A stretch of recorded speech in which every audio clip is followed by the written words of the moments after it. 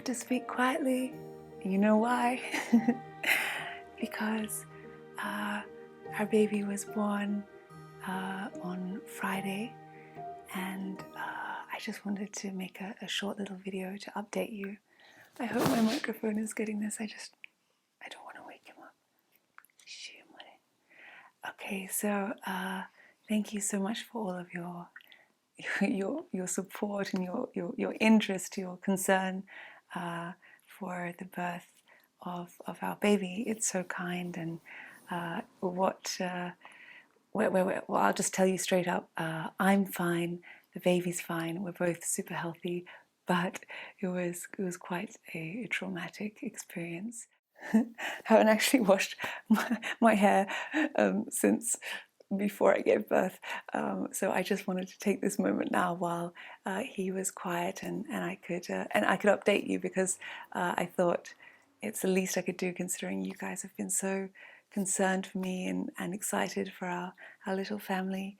And so about 2 weeks before his due date, he was born on his due date actually, but they told us that he was they termed it as macrosomia, which is, you know, where the baby is quite big for its gestational age. I think was it 4.2 or 4.3 or something over 4 kilos.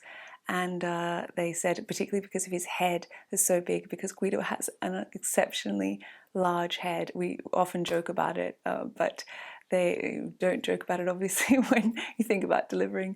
And so I was quite upset also, because the OBs were just not very sensitive in how they delivered the news. They were like, oh my gosh, it's going to hurt so much, and you should consider a cesarean. And it's, you know, there's also that it's fine for them to tell you about the risks, like for example with a big baby it can get stuck, and that can be a risk for the baby and something I never want to do. But what I really want to try having a natural birth, and I'm there trying to remain positive, and they were just constantly trying to grind into me how painful it's going to be, and how I'll risk tearing and having a 4th degree tear and all the rest of it. But I thought, no, look, I can do this. I'm going to try and remain positive. And the other thing that I was afraid of, I suppose, like I really trusted my body, but what I was sad about was that as you know, as I mentioned in another video, they have these rules for COVID that the husband can't, or any doula or anyone that you choose, you can only have one person, and they can't come in until you're dilated and literally just about to give birth. So they can't be there with you during all those contractions. And I was sad about that, because I'd read so much about how important oxytocin is, and oxytocin, you know, they call it like the love hormone, or it's what, you know, even just from the touch of a loved one, particularly your husband, at this sort of really frightening during this frightening experience, it relaxes you, and then it helps you to soften and dilate, which is the greatest challenge in labor, obviously. So it was sad that I couldn't have that, and then I just thought, okay, it's fine, I can do this on my own. But the thing that I was a little concerned about was just these OBs and nurses that had been quite, what's the word? Just lacking sensitivity, and a little bit rude, let's say.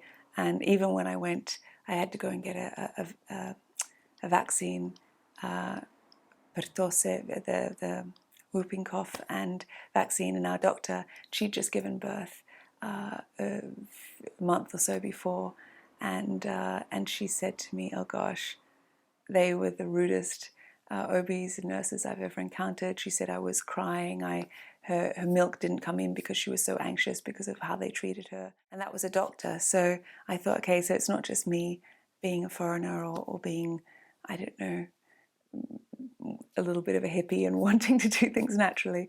But anyway, I don't think it's this particular hospital. I think in every hospital, I think you get good people who are just incredible and so good at what they do, and others who unfortunately just are in the wrong industry or are overworked probably. But I don't think being overworked as any excuse to be cruel to someone. And unfortunately, that's what happened in my case. It was, if I'm to be completely frank with you, it was really just a psychological battle to block out these quite abusive. Yeah, I honestly, I can't explain it. Guido was so upset.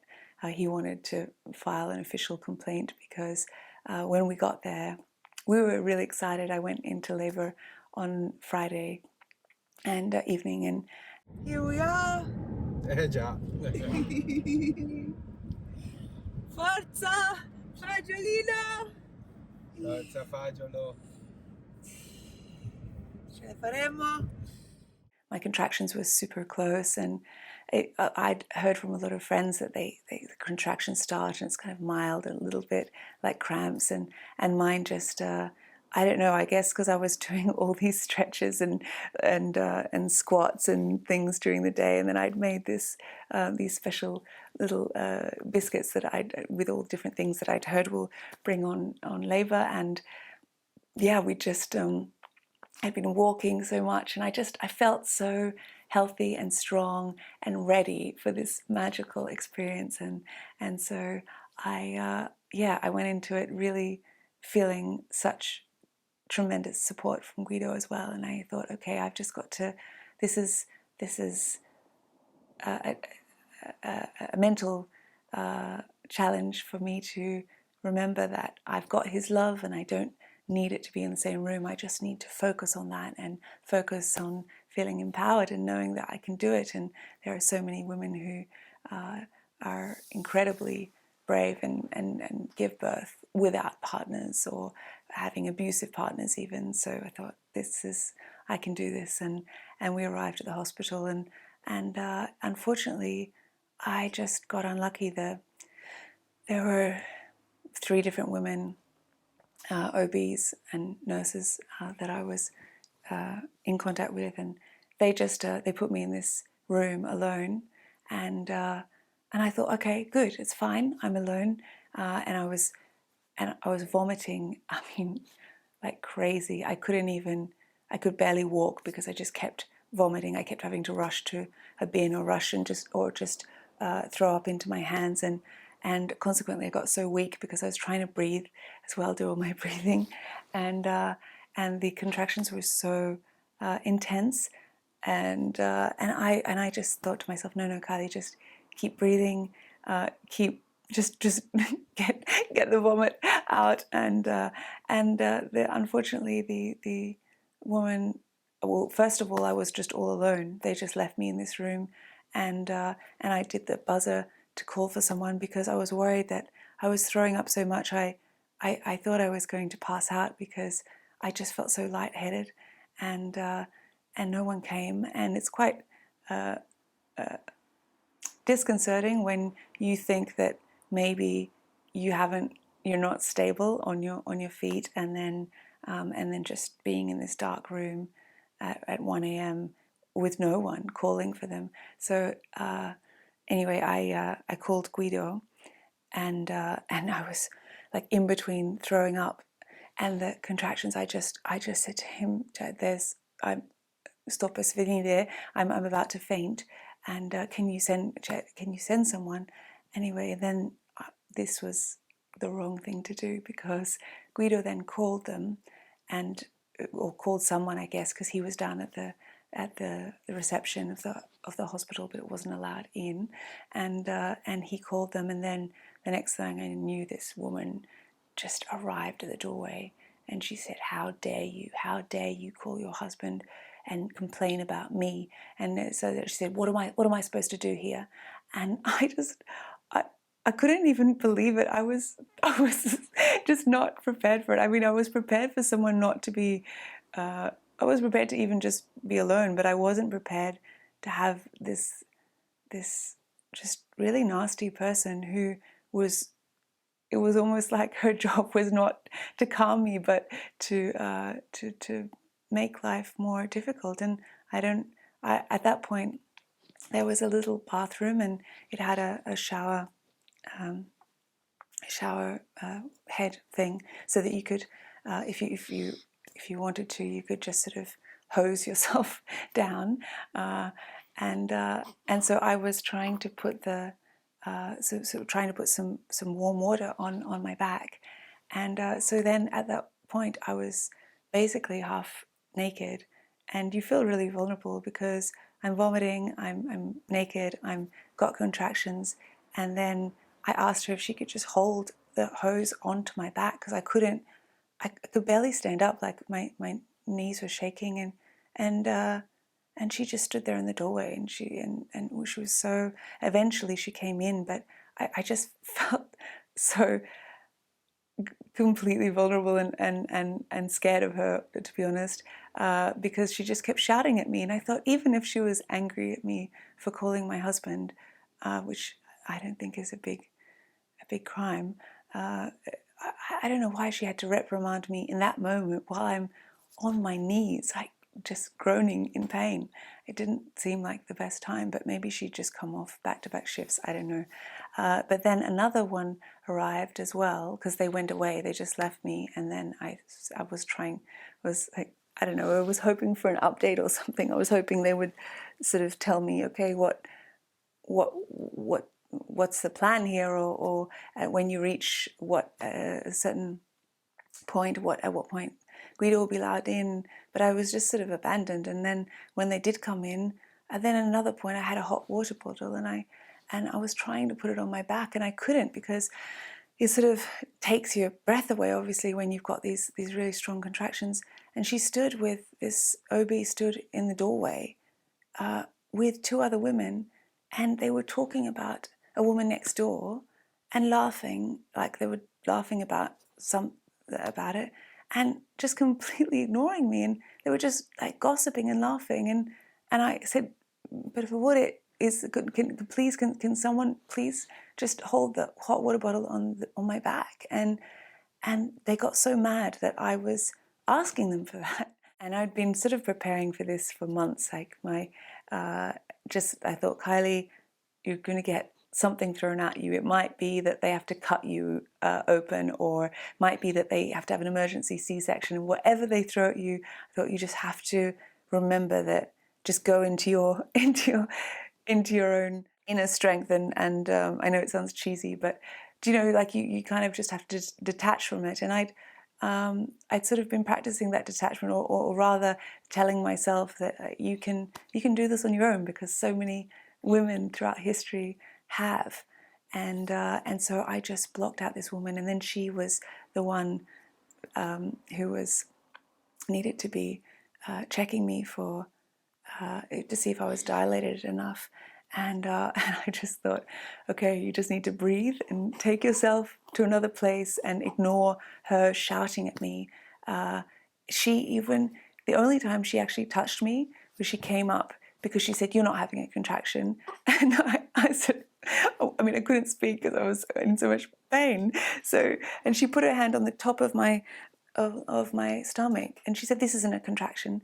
And then, I didn't want to argue with her, but I just, in my head, I'm thinking, oh my gosh, I wish this woman would just go, or I wish Guido were here so he could just take her out of the room and say, "What are you doing? Like this, just stop, basta. This is not helpful." And I don't know, I just, as anyone knows, whether you've helped a friend or your wife or partner through a labor, or you've actually done it yourself, it's so helpful if you can just hear one positive word or phrase, like brava, like well done, or you can do it. And these words were just not in the vocabulary of these obstetricians, of these nurses. I don't know why. To be honest, like even when I was vomiting, I thought, she could hold my hair or something, anything, or just say, "Don't worry, you're doing well." And I just thought, okay, this is a good life lesson, that sometimes there will be no one that you can rely on except yourself, and you just have to tell yourself that. So I said, yes, Kylie, brava, you can do it. You will be okay. And I just focused on the excitement of knowing that I was going to meet you, amore, and And then anyway, but it was funny because she was so horrible, sort of accusing me of not having contractions. And then and then I just said, please, I'm begging you, can you please just check me, because I think I'm ready to go to the sala operatoria, to the operating room. And she, although she didn't believe me, she checked me, and lo and behold, yes, I was dilated enough. And she just got even more angry at that, because I don't know it. Well, anyway, so then and then she just put me in a wheelchair and wheeled me into the operating room. And at that point, they said that Guido could come, but then they said, we can't find him. And so I said, oh my gosh, I said, stop, I'm not going to give birth without my husband. So I called him. So I'm like breathing like crazy, and I was walking around, because I just kept walking and walking. I read that this helps, and I wanted to just sort of I had this rhythm going with my breathing. So I was just walking, and I would call him, and I could barely speak, because I sort of lost my voice, and from everything, all the vomiting and all the rest of it, it was really scratchy. And I just said, "Amore, vieni," they just come, and I just gave the phone to this woman. Oh, look, this is my by the way, this is, oh well, you'll find out why later. And I gave it to this woman, and fortunately, the really horrible nurses and obstetricians were in that other department, so they weren't in the operating room. And there was this lovely woman, and lovely girl. I mean, she was young, and she just came up and she said, "Bravissima." She said, I can't believe you've dilated so quickly."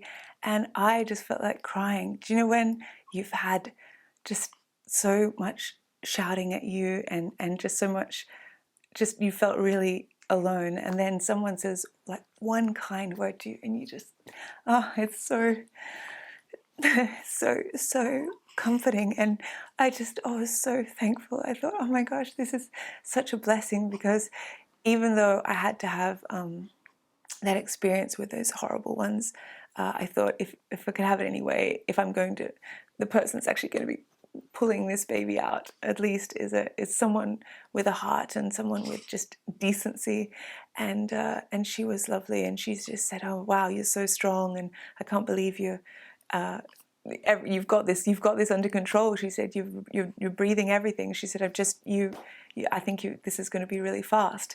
And so anyway, so then finally Guido walks in, and I just felt, I said, right, let's do this. And I'd read that, with big babies, you've got to be, you don't necessarily want to give birth on your back. So I was just trying so many different positions, and I felt so just excited to have this strong, healthy body, that it just came through. And I was on my knees, and I was doing squats, and then I was on my side, and I was just, I just threw myself into it. And it was also because Guido was there, just being wonderful, just so hands-on, and completely. We weren't sure how he was going to be with the whole. I mean, it's a different experience for a man, a young man, to see his wife or his partner in that kind of state. And I was, I was just so, felt so cherished by him and understood, and he was so incredible. And in fact, it got to the point where I actually gave birth. Sorry, well, what's the word? This little beautiful little baby came out when Guido was sort of hugging me from behind, holding me, and I was sort of squatting, like almost sort of sitting on him. And then the OB is calling out. She's like, "Don't drop her, don't drop her." She said, because they were sort of on the other side on the ground, and I'd grabbed onto the side of the hospital bed, and really athletic actually. At a certain point, I just thought, oh my gosh, this is I don't know if this is going to work, but I want to try it because I just felt like my body was, yeah, I could just sort of feel it. And to be honest, I'm happy that I didn't get an epidural because at a certain point the OB is saying to me, okay, gentle, gentle, gentle, super gentle, like don't push. And it was quite hard to really manage that pushing experience in a delicate way, as many of you will know. And I thought, gosh, if I had had an epidural, I don't know if I would have been able to manage this with that kind of subtlety. There came a point where I was just so exhausted because I was honestly like leaping around the room in different positions and trying to just listen to my body and feel what it wanted rather than just lying there and screaming. And I don't think I was screaming or crying, but I was definitely, I mean, like doing the deep groans that I'd sort of read that really help that breath go down and into the parts of your body that need it. And to give birth to a child with your husband literally embracing you and holding you up, it was just so beautiful. And but then he came out and they put him instantly on my chest, and then they had to try and get me back up onto the bed, which was difficult because at that point I was just completely exhausted. And he lay on my chest, and I didn't realize it, but Guido could see that I just started bleeding like crazy. It was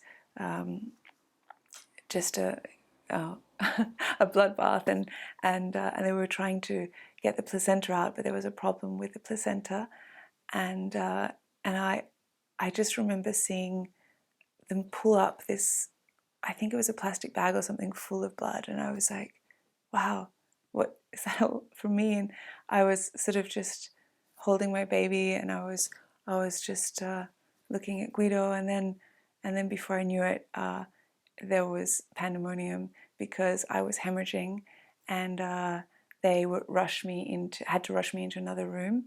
And I just said, please, I want to do skin to skin, Guido, do skin to skin with the baby, because I didn't want him to be left alone. And so Guido took the baby and put him on his chest, and I was just raced away to this other room, and suddenly there's like all these bright lights on me and about 20 different people, and I saw this other doctor come in, and I heard him say "che cazzo," like what the hell, has gone on here, and or something. And then and he said, just as I heard him say "che cazzo," I saw this thing coming down on top of me, and they put me out to sleep, and yeah, I was well, they tell me that I could have died if they didn't get to me fast enough, because I lost 2.2 liters of blood, which apparently, I didn't know. They said for a vaginal birth, if you lose 400 milliliters, it's a lot, but I lost 2.2 liters, and so that was quite serious. And in the end, it's funny how things work out, isn't it? Because we were so sad that I couldn't have the birth in the in the bath and in that more alternate place, and then I also would have liked to have even considered a home birth because of just the treatment of these OBs that wasn't so nice, and yes, that was quite traumatic. But in the end, thank goodness that I was in this hospital, because yeah, if I'd done this at home, or if I'd done this in somewhere where there wasn't a doctor who could have operated on me straight away, I would have died. And it seems crazy to say that because it feels like quite a medieval predicament for a woman to die in childbirth, but actually it's more common than I thought, and it's something that we couldn't have planned for at all. They couldn't have seen. It was just like some membranes were retained or left in the uterus, and so the birth was fine. The birth was super healthy, and I didn't tear. It was just like very quick, and they were saying how great and healthy the baby was. But then you never know, do you? You never know what kind of sort of variable or what little thing the birth might throw at you. And in our case, yeah, the bits of the placenta not coming out meant that I had this major hemorrhage, and of course I was disappointed that, because one of the reasons I didn't have the epidural was so that I could be really present with my child afterwards, and so that I could just the recovery would be easier, so I could be ready to breastfeed and be and just really be hyper aware of the golden hour, these moments with my baby. But you can't have it all. So honestly, I'm just so glad they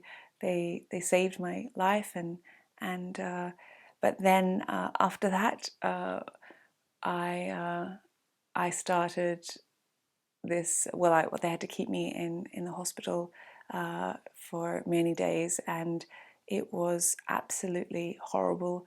It was like some kind of torture because of the treatment.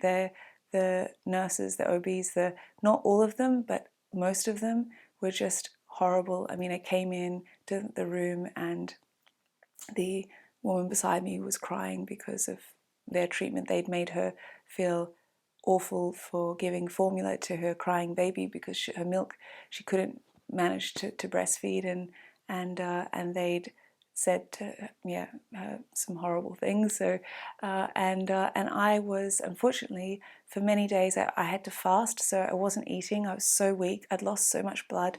They had to do blood transfusions. They stuck so many tubes in me. I had so many different things like iron and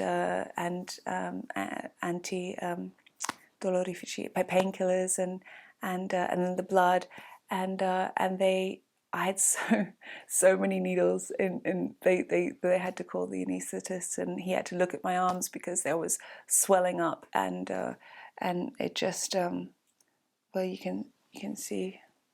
Oh, can you? Yeah, it's not so bad now, but yeah, it was just horrible because so in this hospital, which I think is the case in all hospitals in Italy, but the mother sort of takes care of the child, which is good, which is really important, because you want to be close to your child, you want to be breastfeeding in those first days, but I was still recovering from losing all that blood, and I had a catheter. I couldn't move, so I couldn't sit up, even like slightly on an incline in my bed. I had to be straight, like laying down, because they put a Bakri balloon inside my uterus to stop the bleeding, and so it was so difficult because they put the baby beside me in this little cot in my bed, but I had to call the buzzer if I wanted anyone to come and put him on me, and it was just so awful. Like I would lie, I didn't sleep for 4 days, nothing, like not even for a second. And then I was also fasting, and then I also lost blood, so you can imagine I was just at my weakest physically, mentally, and then I had to watch my baby, like he's there vomiting, and I'm calling the buzzer and no one comes, and then when they come, they reprimand you and they said, oh, we've got so much to do, don't you? It's normal, normale that your baby, but he was choking and he's lying down flat and I can't reach him. I mean, it was just such torture to be beside your baby and hear him choking, and I can't even look up. I couldn't even get up properly to see what was going on, and I don't understand. My mother said, like, when she gave birth, they had like a nursery where obviously the baby's with the mother while she's breastfeeding, but in between times, especially if she's recovering from surgery or something, there's a place that they can go where a nurse will tend to the child. And this was just, it was just horrible that every person that passed by had a different comment that was essentially making you feel like a horrible mother, or making you feel like you were asking for too much just asking for some water or asking, you know, even if I was breastfeeding as well, so I was trying to breastfeed lying down, and but then he needed to be burped. He had all this gas, and I could hear in his stomach and everything, and he was struggling, and my hands were too weak, and I was trying to hold him up above me to sort of stretch out his stomach to burp him a bit, and I couldn't do it. I mean, in the end I did do it, because the nurses just said, oh no, burping's so outdated, it's a myth that babies need to be burped. And I was like, oh, okay. I mean, you know, I'm good with sleep deprivation, but this was just intense. I thought, you can't sleep, Kylie, you can't shut your eyes, because if you shut your eyes and something happens to this baby, you can't even, you know, you need to be able to scream or something to get someone to come. And so it was horrible, really, because you really want those first, you know, you're already quite unsure as a first-time mother of just how you should be breastfeeding. Fortunately, he latched on really well straight away. In fact, the first time I was breastfeeding, even just when I was in the operating room still, I just put him on, and it felt really beautiful, just the idea that I could be nurturing something with my own body, even in the state that I was in.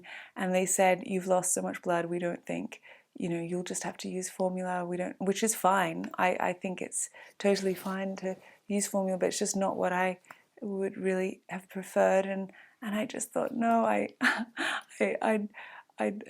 worked so hard to be able to, you know, I really wanted to be able to do this birth without the epidural, so that I could be ready to breastfeed, and ready to be really present and alert and there for my child. And yeah, it just it was so difficult, because I felt like I was just a complete invalid. And but as you know, then you just you find the energy, because you look at this beautiful little child and you think, okay, it's just you and me, because these nurses are not going to help us here. And then I just managed to breastfeed him, and he needed so much, because they said his weight had gone down, and they said this is normal, because, you know, I was on antibiotics, and I'd had, you know, so much blood loss, and I hadn't eaten in 4 days. And so they just said, yeah, it's unlikely that you'll be able to, like, that your milk will come in. And I was like, no, this is not going to happen. So again, it just like it was a complete psychological challenge to ignore all these women. And you know who was really nice? The cleaning women. The women who came in to clean were so wonderful. One, she actually took the baby, because he was crying and screaming, and he'd been screaming for like 12 hours straight, because he had really bad indigestion, I think. And I was just so worried about him, and or just not knowing what to do. And of course, at this stage as well, you can only have one visitor a day, and only for a couple of hours. So during the nights, they were just so long, and I couldn't have my mother or Guido or anyone. And anyway, the cleaning woman just came in, and she took the baby and she held him in a certain way, and he burped and he vomited up all this stuff, and then after that he felt great. And the OB afterwards said, oh, she said, no, that's nonsense.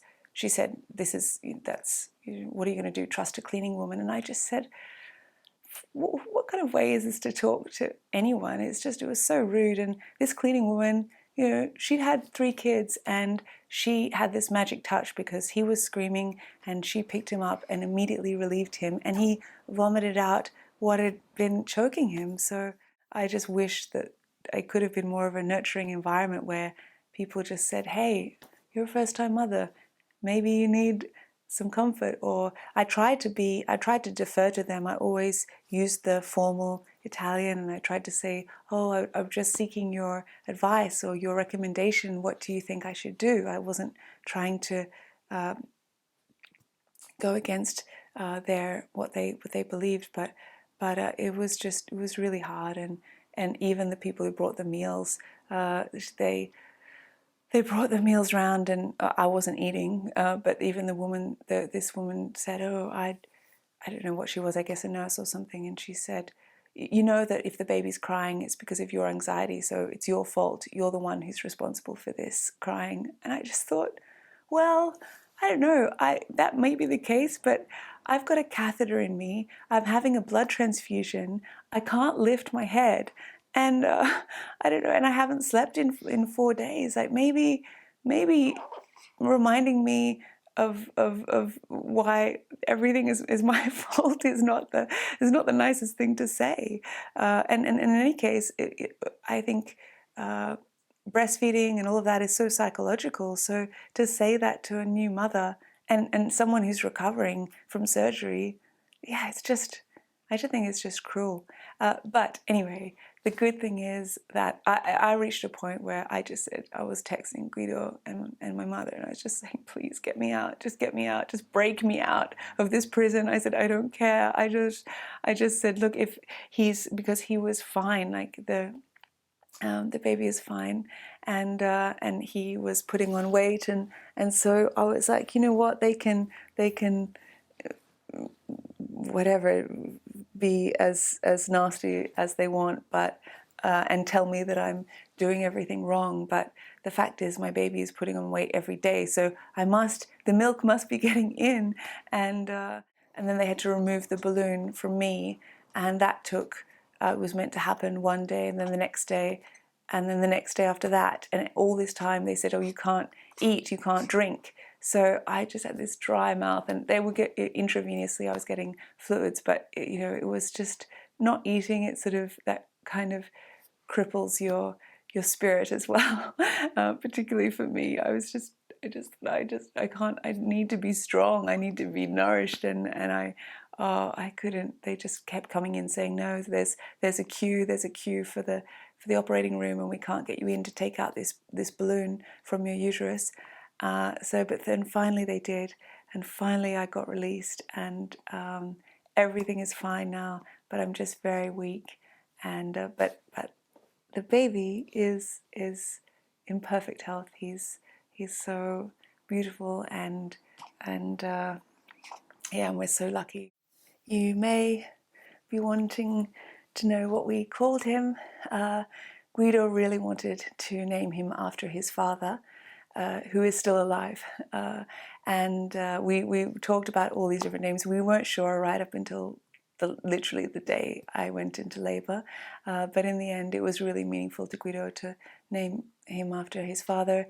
And it's quite an old-fashioned name, which I like. I didn't want to name it. A lot of the names you guys suggested are beautiful, but they're so common in Italy. They sound beautiful to the foreign ear, but here, seeing as he's going to be raised in Italy, it's, they're very common. And we have friends with like 7 friends with all named with the same name.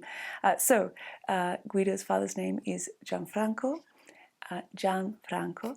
It's one word, and it's crazy. We had to try and stop calling him Fagiolino, which is little bean, which is what we've been calling him when I was pregnant. Yes. Stiamo parlando di te, amore. Yeah, we're speaking about you. So I had started filming the Q&A with all your questions, and then obviously when I went into labor, I didn't get that out and published. But one of the main questions you guys asked, one of them was whether we're going to speak to him in Italian or English, and I think the answer will be both, because Guido grew up with his Swedish English mother, speaking both Italian and English with her. And so I think it's worked out really well for them, because he's, as you know, completely bilingual and never had to study, because he just had in the home those 2 languages all the time. So that's where we're at. I haven't, oh my gosh, I'm a complete mess. I haven't washed my hair since before the birth, and I'm really tired and very weak, and I'm only just able to sort of barely walk around now, but I can hold him, which is great, and I'm breastfeeding every hour of every day. night because they said because of all the blood I lost, it's important that he gets a lot of nourishment and that I breastfeed with a higher frequency than normal. So I've just been doing that every single hour. Ooh. Okay, good morning. I haven't decided if I'm going to show him. I think probably not. I'm not sure.